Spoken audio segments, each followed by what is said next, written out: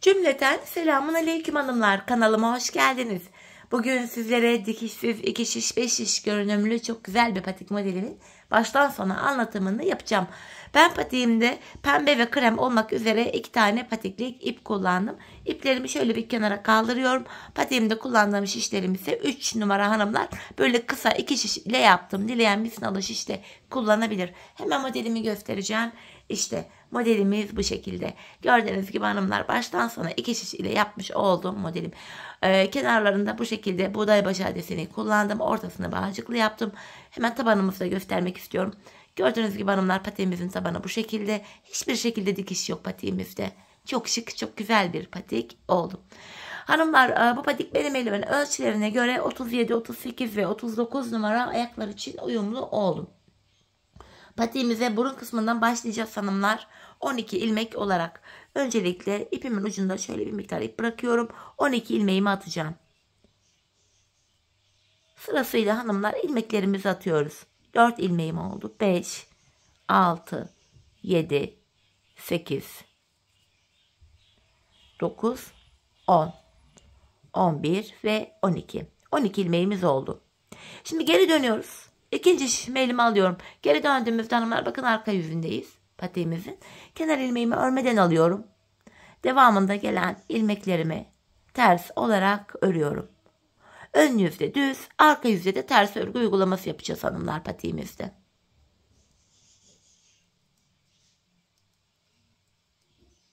Kenar ilmeğimi de yine ters ördüm. Tekrar geri dönüyorum. Ön yüzdeyiz hanımlar şimdi. Bu aşamada artırmalarımızı yapacağız. Artırmalarımızı ilk 2 ilmeği ördükten sonra yapıyoruz. Bir de son 2 ilmek kalana kadar örüp öyle yapıyoruz. Şimdi kenar ilmeğimi aldım. İkinci ilmeğimi örüyorum.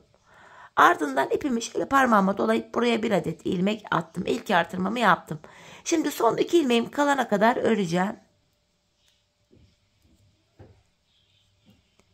Bakın son 2 ilmeğim kaldı. Yine bu tarafa da hanımlar ipimi parmağıma dolayıp şöyle buraya bir ilmek atıyorum. Kalan 2 ilmeğimi düz ördüm. Böylece 14 ilmeğimiz oldu. 2 tane artırma yaptık. Şimdi arka yüzdeyiz. Arka yüzde artırma işlemi yapmayacağız hanımlar. Artırma işlemini sadece ön yüzde yapacağız.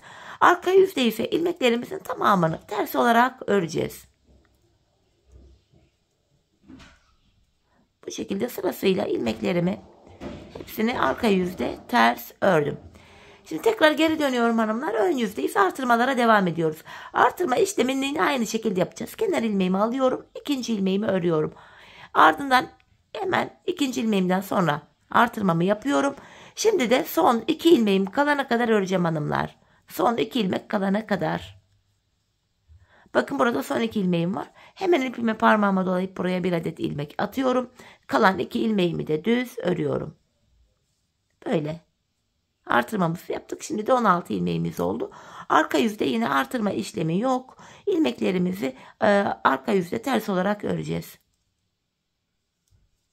Sırasıyla ilmeklerimin tamamını ters olarak örüyorum.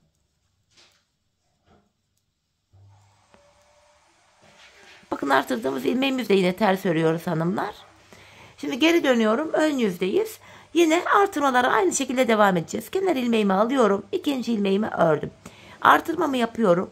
Şimdi de son 2 ilmeğim kalana kadar öreceğim. Sol kenardan da artırmamı yapacağım. Artırma işlemini ilk 2 ilmeği ördükten sonra yapacağız. Bir de son 2 ilmek kalana kadar örüp öyle yapacağız. Bakın son 2 ilmeğim kaldı. Yine artırmamı yaptım. Kalan 2 ilmeği de düz örüyorum. Hanımlar böylece şişimde 18 adet ilmeğim oldu. Şimdi arka yüzde ilmekleri tamamen ters öreceğiz. Ön yüzde yeniden artırmalara devam edeceğiz. Ben bu patiğimde şişimde 28 ilmeğim olana kadar artırmalarımı yaptım hanımlar. Ardından modelime başladım. Büyük yapmak isteyenler dediğim gibi 26 ilmek olana kadar artırabilir. Büyük yapmak isteyenler 30 ilmek olana kadar artırabilir. Küçük yapmak isteyenler de 28 ilmek olana kadar artırabilirler. Şimdi hep birlikte artırmalarımızı tamamlayalım. Gelelim sonra birlikte modelimize başlayalım. Evet hanımlar 28 ilmeğim olana kadar artırmalarımı yaptım. Arka yüzde de 28 ilmeğimi ters ördüm. Ön yüze geldim. Bu aşamada artık krem ipimizi ekleyeceğiz. Hemen krem ipimin ucunu pembe ipime bağlayacağım. 2 tane düğüm atıyorum buraya. Pembe ipimizi hanımlar bu aşamada artık da kullanmayacağız. İp geçişi olduğu için ilk ilmeğimi bu defa örerek başlıyorum. Devamında gelen ilmeklerimi de yine krem ipimle öreceğim. Bu aşamada pembemi artık kullanmayacağım için pembe ipimi de şöyle keseceğim hanımlar. Pembemin ucunu da yine bu kremime bağlayacağım. Sonrasında ilmeklerimin tamamını bu şekilde krem ipim ile düz olarak öreceğim. Ön yüzdeyi hanımlar ilmeklerimizi krem ipimiz ile tamamen düz olarak örüyoruz.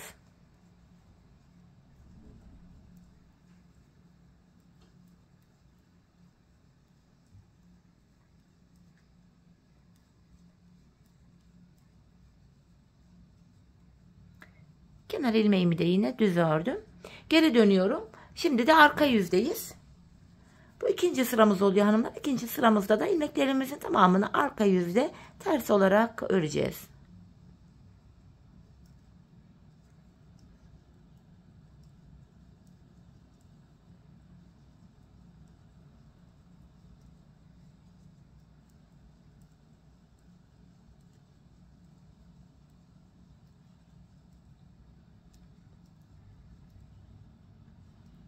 Kenar ilmeğim kaldı. Onu da ters olarak örüyorum.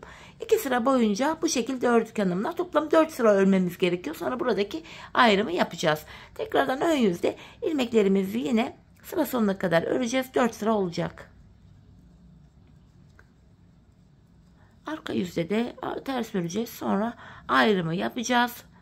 Buğday başağı modelimize geçeceğiz hanımlar. Öncelikle 4 sıra bu şekilde örmemiz lazımdı. Şimdi 3. sıramızı örüyoruz. Ön yüzde ilmeklerimizi düz örüyoruz. Sonuncu ilmeğimi de yine ördüm. Arka yüzdeyim. Arka yüzde de yine ilmeklerimi ters olarak öreceğim. Bu da 4. sıramız oluyor hanımlar. Ön yüzde ayrım yapacağız. İlmekleri ikiye ayıracağız.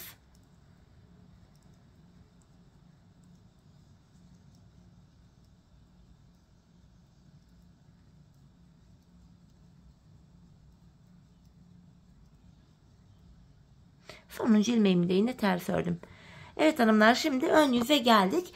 Bu aşamada hanımlar şöyle baktığımız anda şişimizde 28 adet ilmeğimiz var. İlmeklerimizi 14 olarak ikiye ayıracağız. Önce bu sağ kenarımızı yapacağız. Sonra da sol kenara başlayacağız.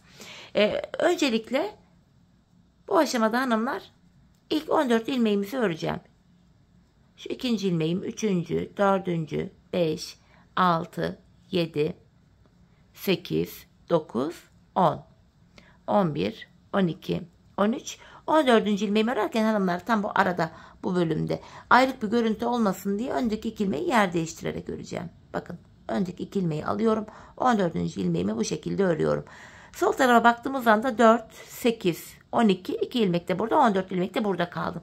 Hanımlar, bu sol taraftaki ilmeklerimiz bekleyecek. Yedek işiniz varsa ilmekleriniz burada şişte bekleyebilir. Yedek işiniz yoksa da tığ yardımı ile bu ilmeklerin içinden bir ip geçirerek ilmeklerin kaçmasını da önleyebilirsiniz. Artık hangisi kolayınıza gidiyorsa. Şimdi benim yedek işim olduğu için ilmeklerim burada bekleyecek. Geri dönüyorum çünkü bu sağ kenarımızı yapacağız. Buradaki ilmeklerimiz bekleyecek hanımlar. Ben bu kenarlara 5'er ilmek haroşa yaptım. Hanımlar, siz eğer 26 ilmek olana kadar artırdıysanız bu buğday başaklı bölümü benimle aynı sayıda yapın. Haroşa sayısını 4 yapın. 4. Eğer ki 30 ilmek başladıysanız da yine buğday başaklı bölümleri aynı benimle sayıda yapın. Sadece bu ortadaki benim 5 haroşa yaptığım yeri sizler 6 haroşa olarak örün. Modeli bu şekilde kurmanız lazım. Şimdi kenar ilmeğimi alıyorum. İlk ilmeğimle birlikte toplam 5 ilmek haroşa düz öreceğim. Şu ikinci ilmeğim, şu 3, şu 4 ilmeğimin yönü düzgün gelmiyor. Şu da 5. Bakın 5 ilmek ördüm. Burada bir diş haroşamız oluştu. Arka yüzde ilmeklerimi tamamen ters olarak örüyorum.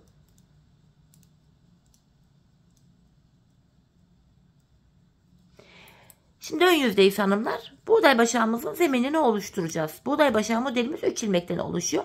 Öncelikle kenar ilmeğimi örmeden alıyorum. Hemen yanına bir ilmek ters örüyorum. Kenar ilmeğimi örmeden aldım. Bir ilmek ters ördüm. Ardından buğday başağım için 3 ilmek düz örüyorum.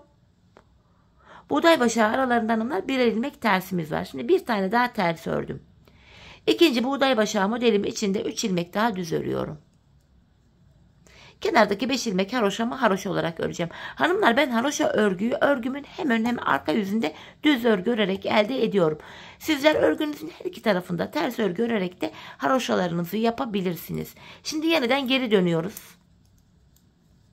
Kenar ilmeğimi aldım. 5 haroşa ilmeğimi yine düz olarak örüyorum. Kenar ilmeğimle birlikte toplam 5 ilmek. Arka yüzde ilmekleri gördüğümüz gibi öreceğiz. Bakın 3 ilmek tersim var burada. Ters örüyorum. Buğday başağı modelimizin arkasında bakın arka yüzde bir tane düzüm var. Düz örüyorum. Yeniden 3 tersimi ters örüyorum. Hemen yanında bir düzüm var. Düz ördüm. Arka yüzde olduğum için kenar ilmeğimi de ters olarak örüp sıramı tamamlıyorum arka yüzde. Şimdi geri döndüm. Ön yüzdeyiz hanımlar. Buğday başağı modelimizi şimdi yapacağız. Kenar ilmeğimi alıyorum. Yanına bir ilmek ters ördüm. Ortada üçlü ilmeğim var hanımlar. Bakın 3 düz ilmeğim var. Ortadaki ilmeğimin 4 ilmek altından ineceğim. 1, 2, 3. Bakın 4. Şuraya iniyorum. Şişime taktım buraya. Buradan böyle uzunca bir ilmek çıkartıyorum. Bu 3 ilmeğimi düz örüyorum. Ve yeniden aynı yere şişim ile girip bir ilmek daha çıkartıyorum.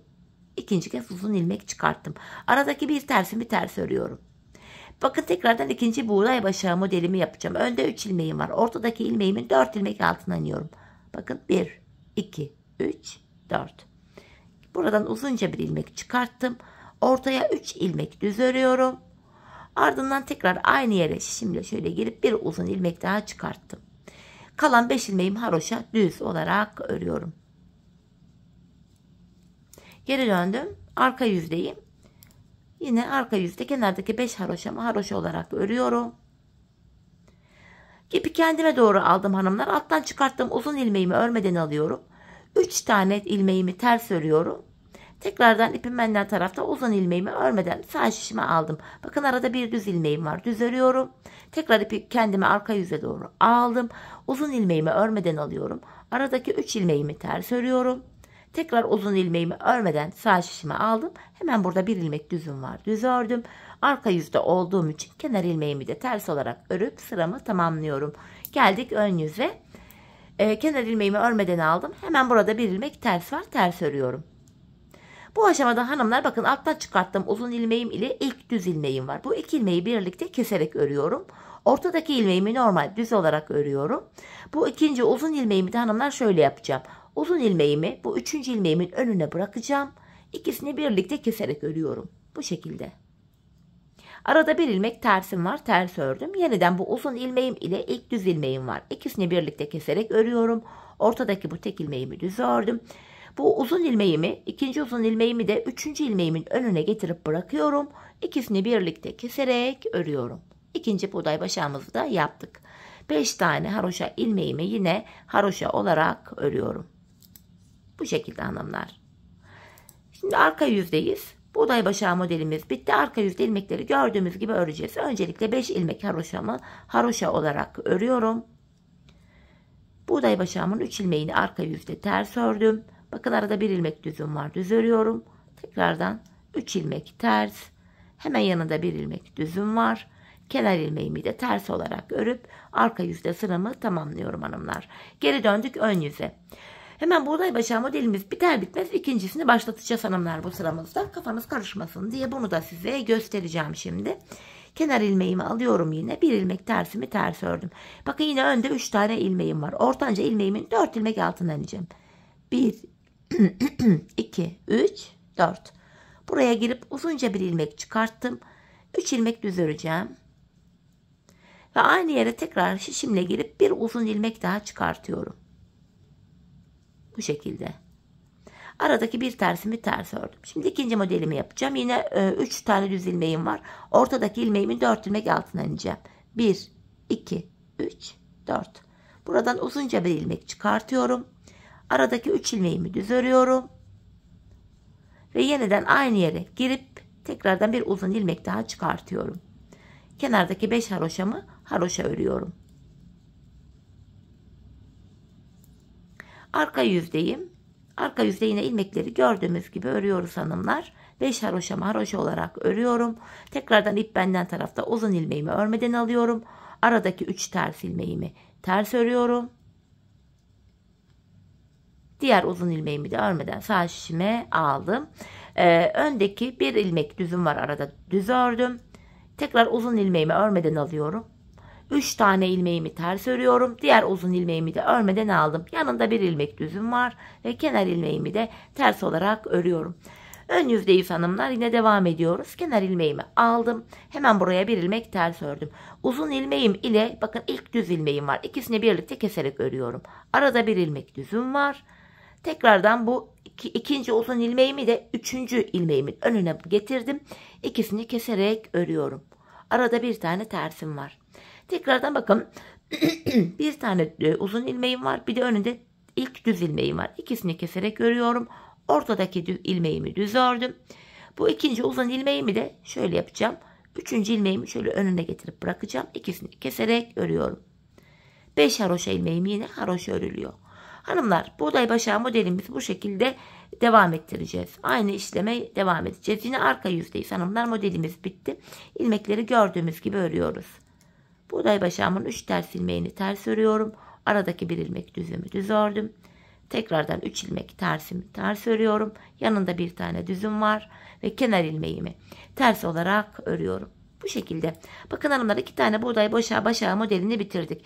Buğday başağı modelimiz biter bitmez yenisini kuruyoruz. Üçüncüyü de kurayım hanımlar. Kenar ilmeğimi aldım. Bir ilmek tersimi ters ördüm.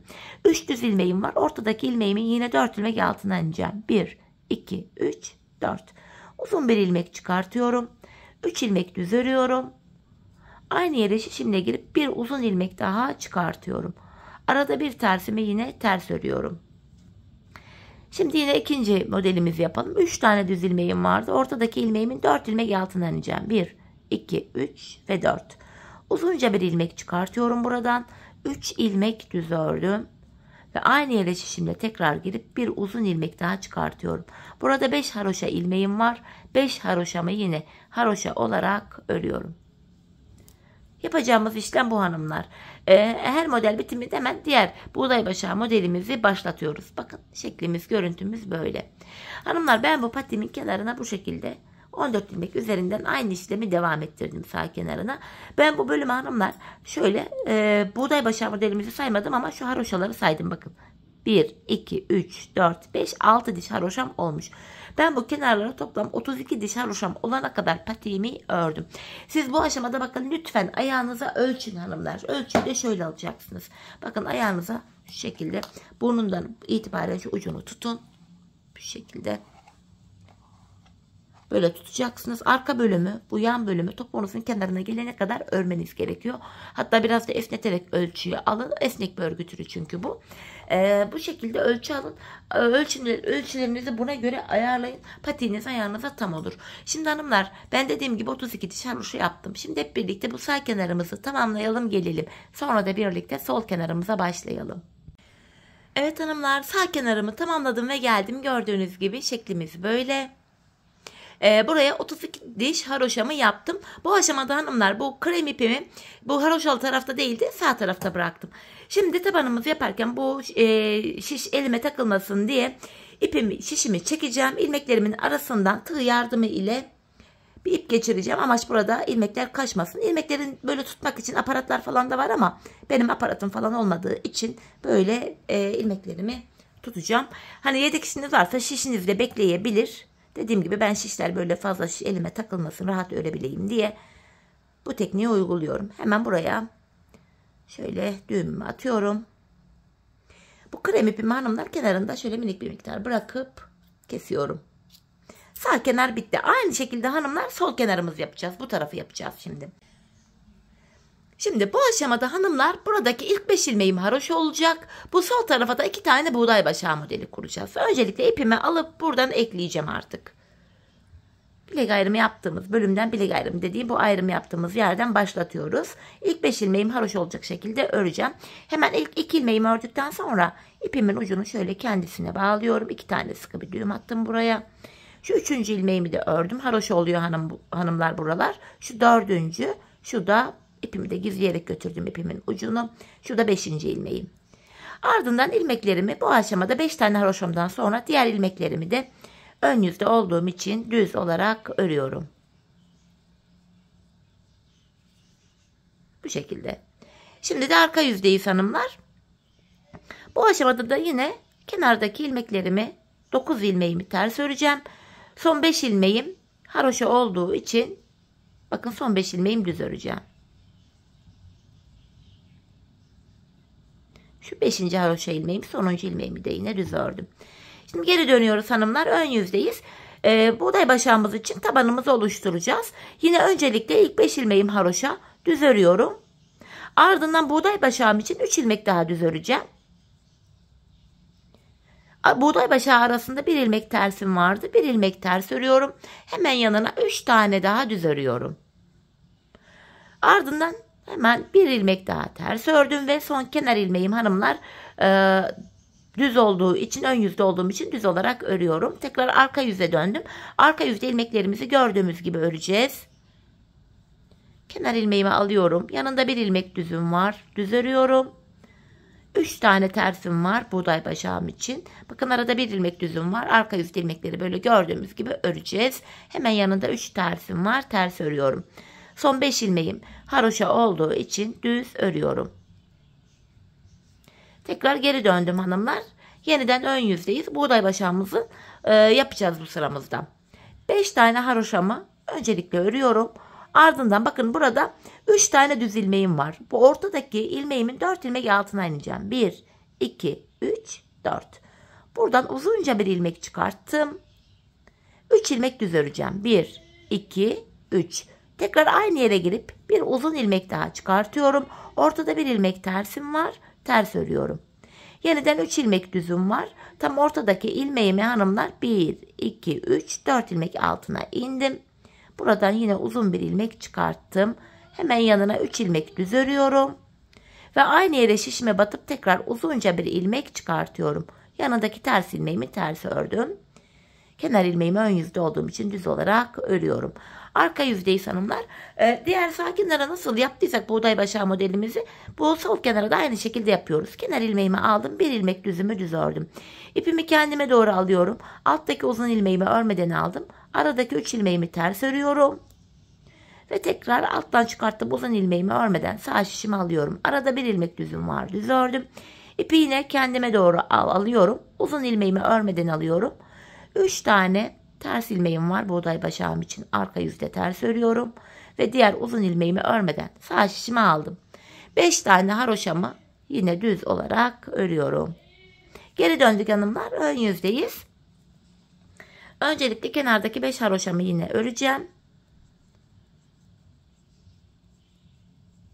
Ardından bu uzun ilmeğim ile hemen yanındaki ilk düz ilmeğimi alıyorum. İkisini birlikte keserek ördüm. Yanına bir ilmek düz örüyorum. Tekrardan bu ikinci uzun ilmeğim var.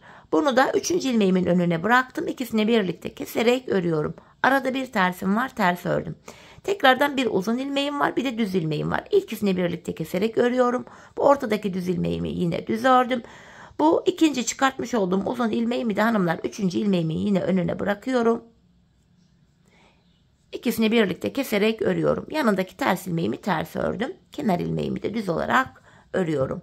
Arka yüzdeyiz hanımlar. Buğday başağı modelimizi yaptık. İlkini kenar ilmeğimi örmeden aldım. Bir düzümü düz örüyorum. Diğer ilmekleri de gördüğüm gibi öreceğim. Bakın 3 ters, 1 düz.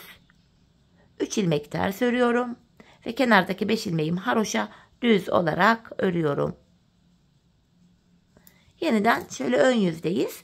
Tekrar hemen ikinci buğday başağı modelimizi başlatacağız. Biri biterken diğerini başlatacağız artık. Kenar ilmeğimi alıyorum. 5 ilmeğimi haroşamı düz örüyorum. Bakın tekrar önde 3 tane ilmeğim var. Ortanca ilmeğimin 4 ilmek altına ineceğim. 1, 2, 3 buraya. Dördüncü bu. Uzun bir ilmek çıkarttım buradan. 3 ilmek düz örüyorum. Tekrardan aynı yere girip bir uzun ilmek daha çıkartıyorum. Yanında bir tersim var. Ters ördüm. Şimdi ikinci buğday başağımı yapacağım. Ortadaki düz ilmeğimin 4 ilmek altına ineceğim yine. 1, 2, 3. Bakın dördüncü deliğimiz burada. Buradan girerek uzun ilmek çıkartıyorum. 3 ilmek düz ördüm. Aynı yere tekrar girip bir uzun ilmek daha çıkartıyorum. Ardından hanımlar hemen yanında bir tersim var. Ters ördüm. Kenar ilmeğimi de düz ördüm. Bakın ikinci buğday başağı modelimizi de kurduk. Zaten buğday başağının yapılışını bu sağ kenarda detaylı göstermiştim. Sol kenarda da aynı şekilde devam ettireceğiz hanımlar. Bir sağ kenarıma ben 32 sıra 32 diş buraya haroşa yapmıştım. Sol kenarımı da aynı şekilde yapacağım. Sizler de bu sağ kenarınızı kaç tane yaptıysanız sol kenarında aynı sayıda yapın hanımlar. Eşit olmalı çünkü kenarlarımız. Şimdi hep birlikte bu sol kenarımızı da tamamlayalım gelelim. Ardından birlikte patiğimizin tabanına başlayalım. Evet hanımlar, patiğimin bu sol kenarında tamamladım ve geldim 32 diş haroşamı buraya da ördüm. Hanımlar, ipimizin bu haroşalı tarafta değil de bu sol tarafta kalması gerekiyor. Bu nedenle bu aşamada artık ilmeklerimi diğer uca kadar öreceğim. 5 haroşamı yine haroşa ördüm. Burada hanımlar aslında bu sıramızda buğday başağı kurmamız lazımdı. Fakat artık patiğimizin yan bölümü bittiği için buğday başağı modeli yapmıyoruz. İlmeklerimizin tamamını düz örüyoruz. Sonuncu ilmeğimi de düz ördüm. Şimdi burada da yine ilmeklerimin içinden ip geçireceğim. Hemen şişimi çekiyorum. Tığ yardımı ile buradan ip geçireceğim. Sonuncu ilmeğimi de şöyle kaçırmıştım. İçinden tekrar şöyle alayım.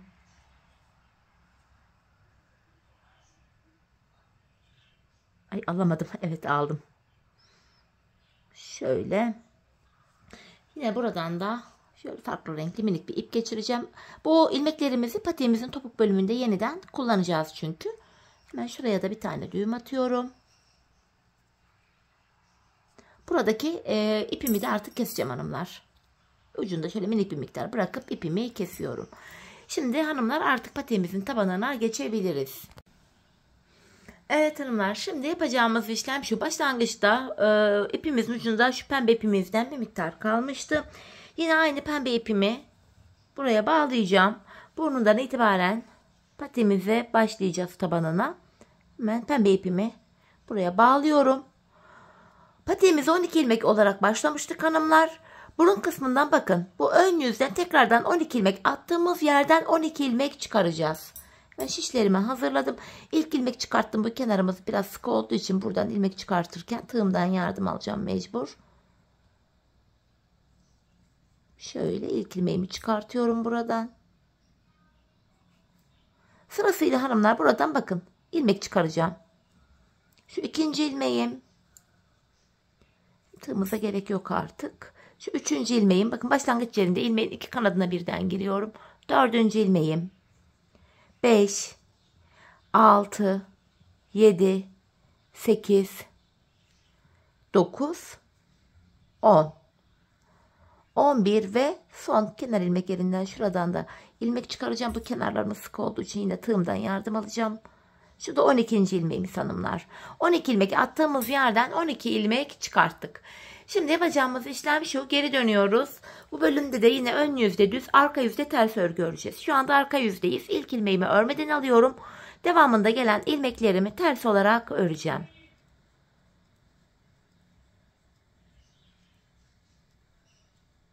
Sonuncu ilmeğimi de yine ters olarak örüyorum.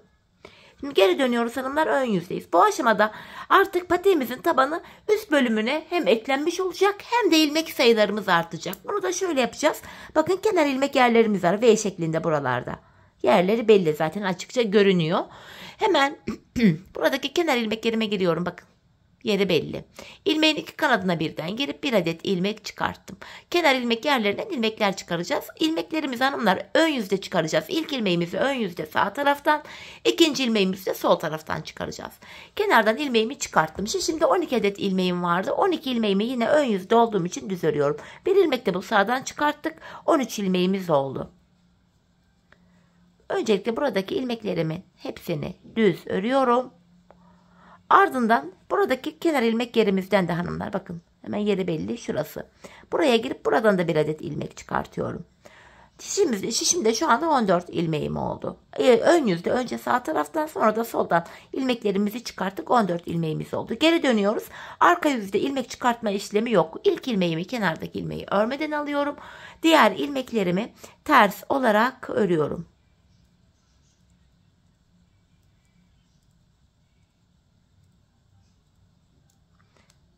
Sonuncu ilmeğimi de buradaki ters ördüm. Geri dönüyorum, ön yüzdeyim. İlmek çıkartma işlemine devam ediyoruz. Bakın sıradaki kenar ilmek yerimiz burası. Şişimi ilmeğin iki kanadına birden takıyorum. Bir adet ilmek çıkarttım buradan. Şişimde 14 ilmeğim vardı. 14 ilmeğimi öreceğim. Bir ilmek de sağdan çıkarttım. 15 ilmeğimiz oldu. Şimdi bir ilmek de sol taraftan çıkartacağım. 16 ilmeğimiz olacak. Buradaki sonuncu ilmeğimi de yine düz ördüm. Bakın sıradaki kenar ilmek yerine girip buradan da bir adet ilmek çıkartıyorum. 16 ilmeğimiz oldu. Geri dönüyoruz. Yine arka yüzdeyiz. Arka yüzde yine hanımlar ilmek çıkartma işlemi yok. İlk ilmeği örmeden alacağız ve devamında gelen ilmeklerimizi ters olarak öreceğiz. Kenardaki ilmeğimi de ters ördüm. Geri dönüyorum, yine ön yüzdeyim. Hanımlar yine sıradaki kenar ilmek yerine bakın şurası. İlk ilmeğin iki kanadına birden girdim. İlmeğimi çıkartıyorum. Şişimde 16 ilmeğim vardı. 16 ilmeğimin tamamını örüyorum. Bir ilmek de buradan çıkarttık. 17 ilmeğimiz oldu.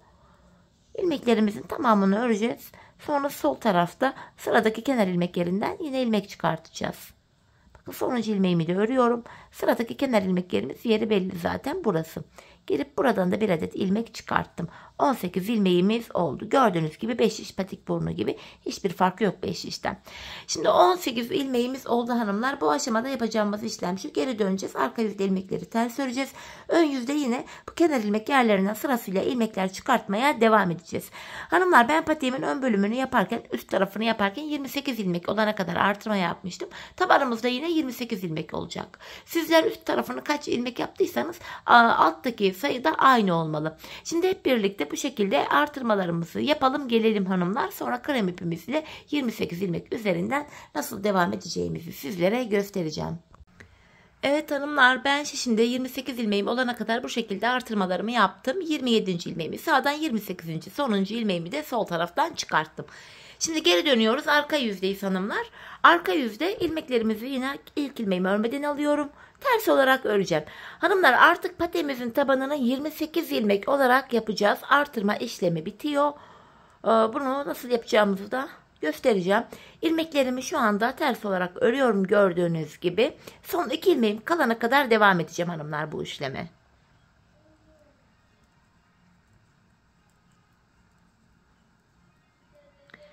Bakın burada son 2 ilmeğim kaldı. Arka yüzde olduğum için son 2 ilmeğimi tersten şöyle keserek örüyorum hanımlar. Son 2 ilmeğimi tersten kestim. 27 ilmeğim kaldı.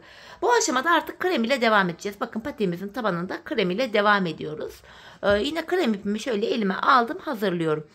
27 ilmeğim kalmıştı. Bu defa bakın krem kenar ilmek yerlerine geldik. Krem kenar ilmek yerine ilmeğin iki kanadına birden bu şekilde giriyorum. Krem ipim ile ilmeğimi çıkartıyorum artık. Bu aşamada tamamen krem ipimize devam edeceğiz. Burada devam eden ilmeklerimi de krem ipim ile öreceğim hanımlar. Bu şekilde. Pembe ipimi de artık kullanmayacağım. Kesiyorum hemen. Hatta kesmeden önce şöyle krem ipimin ucuna bağlayayım. Krem ipim de burada sağlamlaşmış olsun. Şöyle 2 tane sıkı bir düğüm atıp ipimi öyle keseceğim. Bu şekilde. Şimdi ön yüzdeyiz. İlmeklerimizi krem ipim ile düz olarak öreceğim. Hemen krem ipimin ucunda şöyle gizleyerek gidiyorum. Ön yüzde olduğum için ilmeklerimi düz örüyorum krem ipim ile. Son 2 ilmeğim kalana kadar öreceğim hanımlar. Arka yüzde gelirken son 2 ilmeğimiz arka yüzde olduğumuz için tersten kesim yapmıştık. Şimdi ön yüzdeyiz. Son 2 ilmek kalana kadar öreceğim ve son 2 ilmeğimi düzden kesim yapacağım. Bakın son 2 ilmeğim burada, ikisini birlikte keserek örüyorum. Sıradaki kenar ilmeklerim burada da krem kenar ilmek yerine girip ilmeğimi şöyle çıkartıyorum. Tekrardan 28 ilmeğimiz oldu. Geri dönüyoruz yine. Arka yüzdeyiz hanımlar. İlk ilmeğimi örmeden alıyorum. Yine ilmeklerimi arka yüzde olduğum için ters olarak örüyorum.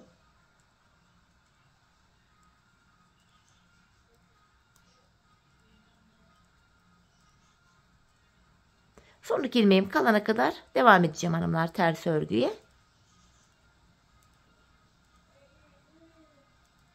Bakın burada son 2 ilmeğim kaldı. Arka yüzde olduğum için son 2 ilmeğimi tersten kesim yapıyorum. İlmek çıkartma işlemini de şöyle geri dönüyoruz hanımlar. Ön yüzdeyiz. Bakın sıradaki kenar ilmek yerine ilmeğin iki kanadına birden girerek ilmek çıkartıyorum. Yeniden 28 ilmeğimiz oldu.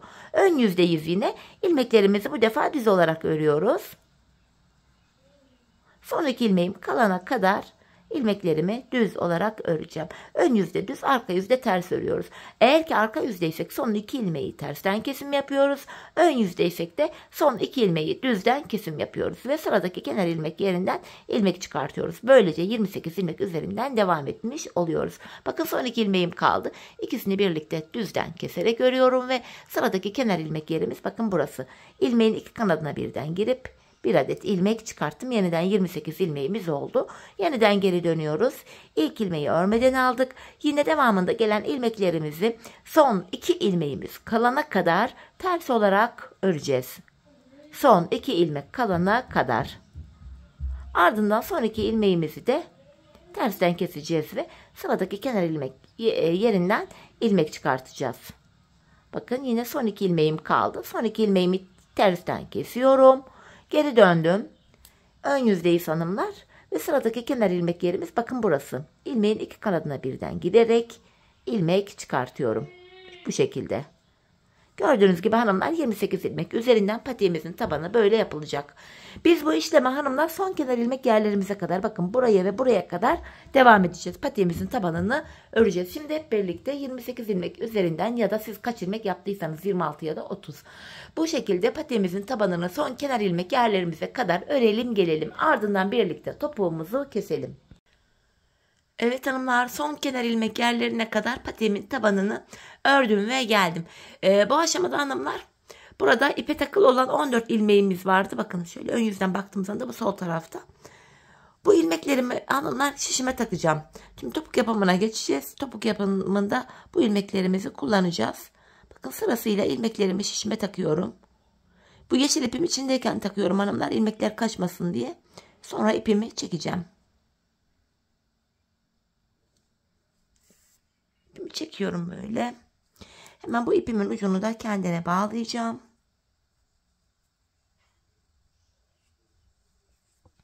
Şimdi hanımlar buradaki 14 ilmeğimi düz olarak öreceğim. Şimdi devamını öreceğim. Sırasıyla ilmeklerimi öreceğim.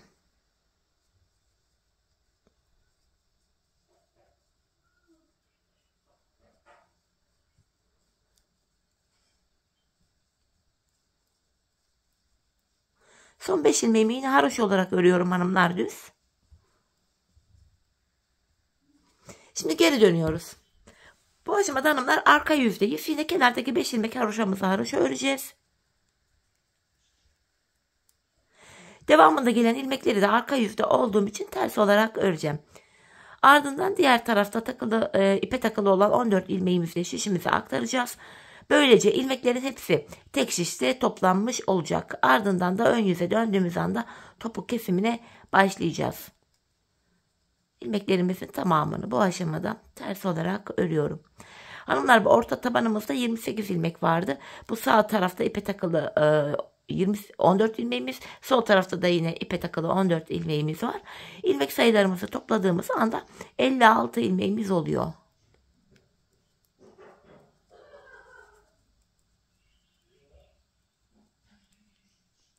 Devam ediyorum. İpimi şişime 2 kere dolayıp da örmüşüm. Ben de 2 ilmek var diye bakıyorum oraya. Evet. Şimdi bu taraftaki 14 ilmeğimizi de şişimize aktaracağız.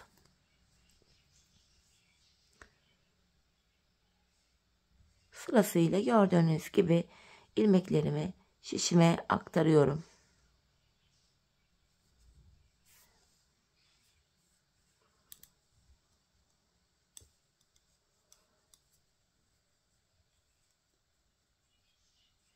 İki tane düğüm attım buraya arka taraftan sökülmesin, açılmasın sonradan diye. Yine buradaki ilmeklerimizi de hanımlar bakın ters olarak öreceğim. Son 5 ilmek kalana kadar hanımlar ters öreceğim. Son 5 ilmeğim haroşa olduğu için düz öreceğim. Bakın son 5 ilmeğim kaldı. Buralar haroşalı bölüm olduğu için düz olarak örüyorum. Tekrar geri döndük hanımlar. İlmeklerin hepsi gördüğünüz gibi tek şişte toplandı. Şimdi topuk keseceğiz. Topuk kesiminde kolaylık sağlasın diye sol tarafa 24 ilmek ayıracağız. Hemen 24 ilmeğimizi sayalım. 4, 8, 12, 16, 20, 24. Hanımlar buraya şöyle yeri belli olsun diye niye 24 ilmek ayırdık hemen söyleyeyim. Topuk kesimindeki devir ilmekleri sayarak Vakit kaybetmeyelim diye. Şöyle buraya bir iple belirlettim yerini. Evet, topumuza başlıyoruz hanımlar. Patiğimizin topuğunu keserken yine kenarlardaki 5 ilmek haroşa olarak örüyoruz hanımlar. Model bütünlüğü sağlansın diye patiğimizin topuğunda 5 haroşamı ördüm. Ardından ön yüzdeyim. İlmeklerimi düz olarak ve sayarak örmeye devam edeceğim. 5 haroşamı örmüştüm. 6, 7, 8, 9, 10, 11, 12, 13, 14, 15, 16, 17, 18, 19, 20, 21, 22, 23. İlk 23 ilmeğimi hanımlar normal düz olarak ördüm. 24. ilmeğimi örerken şu öndeki 2 ilmeği alıyorum. İkisini birlikte kesiyorum.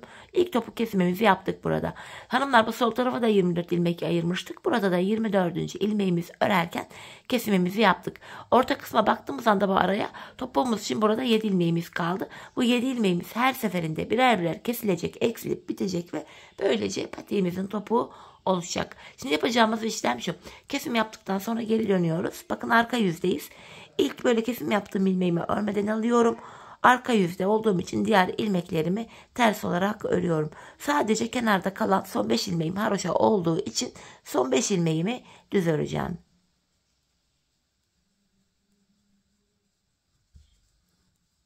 Bakın son 5 ilmeğime kadar geldim.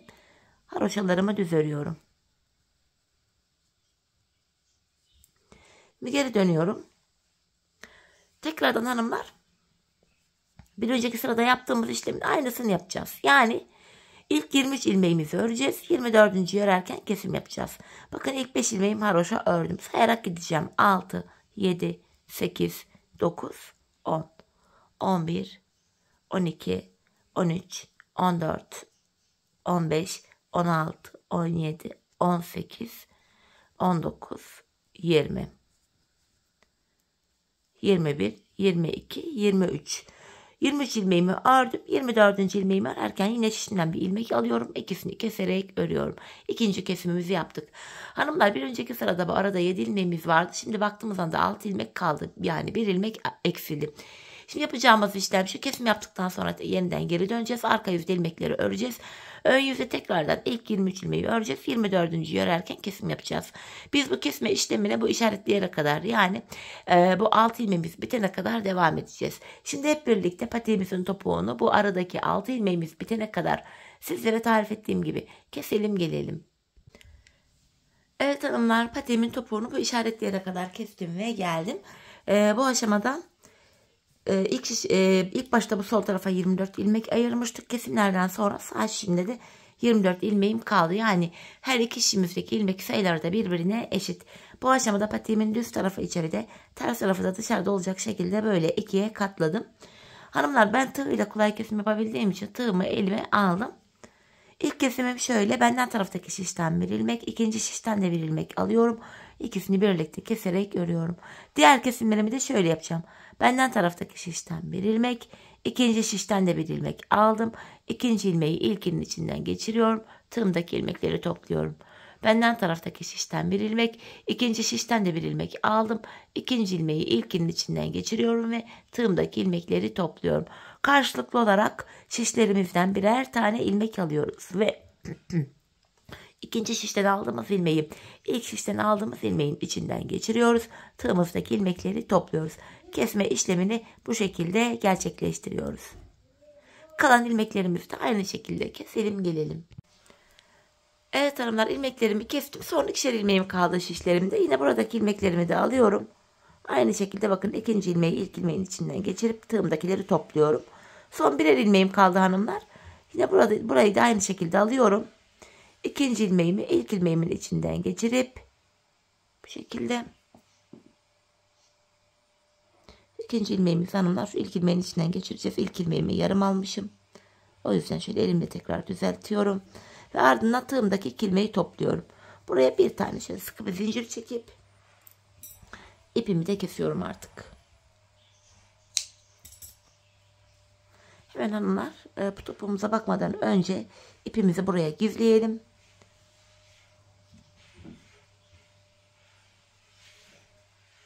İlmek aralarından geçirerek ipimizin ucunu gizliyorum. Evet, topuğumuz bitti. Şöyle bakalım hanımlar topuğumuza. 5 şiş patik topuğu gibi aynen, hiçbir farkı yok. Geldik şimdi hanımlar patiğimizin bu üst bölümüne, bu bağcıklarına. Bunun için de hanımlar renkli ipimizle zincir çektim ben. Patiğimin burun kısmında kullandığım renkli ipim ile hemen renkli ipim de burada. Şu şekilde hanımlar zinciri şöyle çekiyoruz. Varıp halka oluşturuyorum. Tığım ile bu şekilde. Böyle zincir çektim hanımlar. Ben ortalama videodan önce hazırlamıştım. 200 tane zincir çektim. Toplamda bakın. Zincirim bu şekilde. 200 adet zincirimi çektim. Şimdi bu zincirimi bağcık olarak patiğime takacağım. Şimdi ben bunu arkadaşıma taktırmıştım zincirlerini. Çünkü bağcıklarını ben çok böyle güzel takamıyorum, beceremiyorum böyle şeyleri. Rica etmiştim kendisine. Kendisi taktı ama dedim ben videoda bunun diğerini nasıl takacağım. Benimkine bakarak yaparsın dedi. Hadi bismillah, inşallah yaparım, daha sizlere de rezil olmam. Çünkü böyle bağcık işlerinde falan gerçekten çok da iyi değilim. Bunu böyle rahat takabilmek adına hanımlar öncelikle patiğimi şöyle makine ayağıma giydiriyorum. Sizler bu aşamada makine ayağınız olmayabilir. Şeye de yapabilirsiniz hanımlar, ayağınıza giyip öyle de takabilirsiniz. O da bir yöntemdir. Evet. Şimdi şu zincirimi alıyorum. İlk başta bakıyorum nasıl yapmış. Bakın hanımlar, burada haroşalarımız var. Bu şekilde haroşalarımız var. Böyle içten girerek bakın. Diğerine bakarak yapıyorum ben de. Şöyle içten girerek ipimi alttan yukarı doğru çıkaracağım. Bakın ikinci haroşamın üzerinden çıkarak. Böyle. Şimdi diğerinde aynı şekilde karşı tarafta ikinci haroşamın oradan kenarından bakın. 5 tane haroşamız vardı. Şu kenardan girerek şöyle ipimi yukarı doğru çıkartıyorum. İlkini böyle yaptık hanımlar. Önce bir de şu iplerimizin ucunu şöyle eşitleyelim. Bizim arkadaşı eşitlerken bir görmüştüm. Bir ara. İşim vardı, ona yaptırdım ama bakalım becerebilecek miyim? Şimdi hanımlar, yapacağımız işlem şu.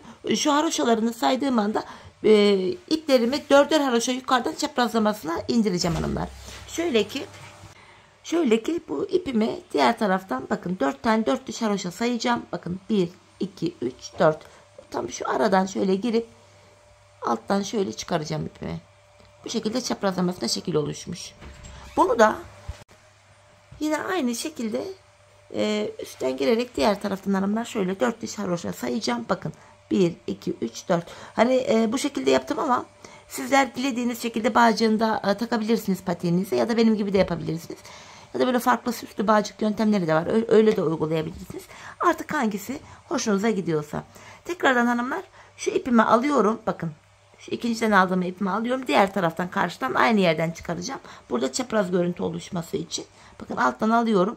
Yine aynı yerden bu ipimi çıkartıyorum. Şu ipimi de yine hanımlar karşı taraftan aynı yerden çıkartacağım. Herhalde bu şekilde baklava dilimi gibi şekil oluşmuş. Umarım böyledir. Yapıyorum ama deneme yanılma yolu olmasa da artık canımız sağ olsun. Şekil olur. Diğerini de bunun gibi bağlasam olur yani. Evet. Şimdi tekrardan hanımlar bunu ipime alacağım. Diğer tarafta 4 tane haroşa üste çıkaracağım. Bakın şeklimiz oluşuyor. Evet, doğru gidiyorum. Buradan 4 haroşa sayalım. 1, 2, 3, 4. Şöyle. Tam olarak burası oluyor. Buradan şöyle alıyorum. İpimi alttan çekeceğim. Bu şekilde. Bunu da yine üst taraftan şöyle diğer taraftan 4 diş haroşa sayalım. 1, 2, 3, 4. Şuradan şöyle girerek bu bağcığı da buradan çıkartıyorum. Bu şekilde. Bakın hanımlar, şeklimiz görünmeye başladı. Tekrardan bu diğer karşılıklı olarak hanımlar aynı yerlerden tekrar ipleri çıkartalım. Bakın aynı yere tekrar giriyorum alttan. Karşıdaki bağcığımı alıp buradan çıkartıyorum. Şunu da yine karşı taraftan çıkartacağım.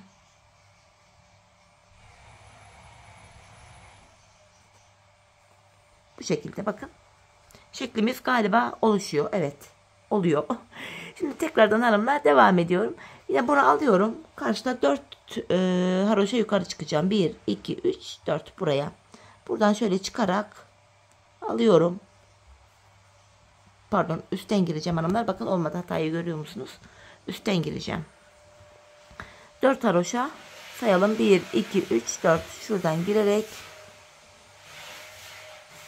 şöyle çıkartacağım. Bağcıklarımız hanımlar bu şekilde yapıyoruz. Hani böyle benim bu konuda yeteneksiz olduğuma bakmayın. Ve bildiğiniz bağcık yöntemlerini falan siz burada kullanabilirsiniz.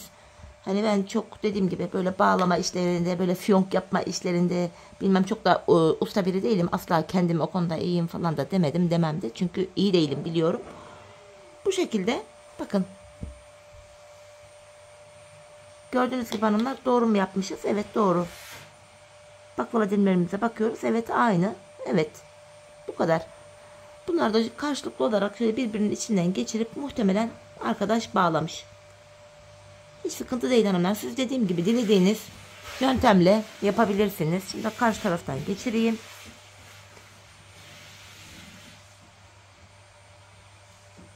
Galiba böyleydi. Yanlış bilmiyorsam, yanlış hatırlamıyorsam böyle yapılmıştı. Böyle değilse bile artık düzeltiriz. Sıkıntı değil. Bu şekilde hanımlar. Patiğin görüntüsü, yapısı böyle. İç taraftan da düğüm atıp arkaya doğru gizleriz. Olur biter. Hatta biraz da zinciri fazla çekerseniz fiyonk gibi bir bağlama görüntüsü de oluşturabilirsiniz. Bu şekilde hanımlar. Gördüğünüz gibi patiğimiz böyle.